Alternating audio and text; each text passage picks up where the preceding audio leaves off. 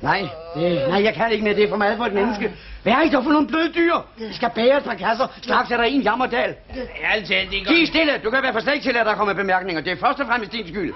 Min skyld? Ja, din skyld. Hvis du bare havde skaffet en ordentlig vogn, i stedet for som sædvanlig at komme med det anden rangs ravelse. Hold så op, ikke? Vognen, den var sgu da god nok. Fanden tror du, man får for en pose 25?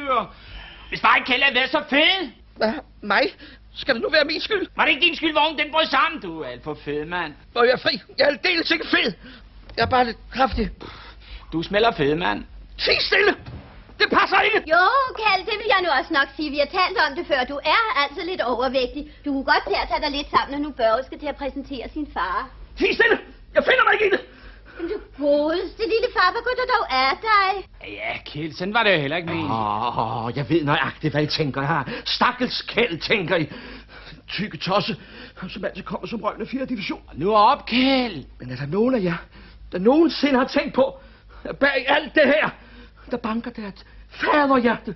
Et blødende faderhjerte. Så, Kjeld. Nu skal du ikke komme for godt i gang. Nej. Nu kan der være nok med alt det bagl. Altså, ærligt talt, ikke? Tig stille, sindssyge kvindemenneske. Jeg kan ikke holde jer ud. Det er for meget. Det kan man ikke forlange af mig. Ved I, hvad det vil sige at sidde i fængslet? At sidde i dage, uger, måneder. Gør det hele klart. Tænke det hele igennem. Lære statsbanernes køreplan udenad. Og når så det hele er gjort klart, og dagen oprinder, så kommer man ud. Og så træffer man jer. Et par hundehoveder og hængerøve, et par lusede amatører og elendige klamhugger, et par feje hunde og jammerkommoder.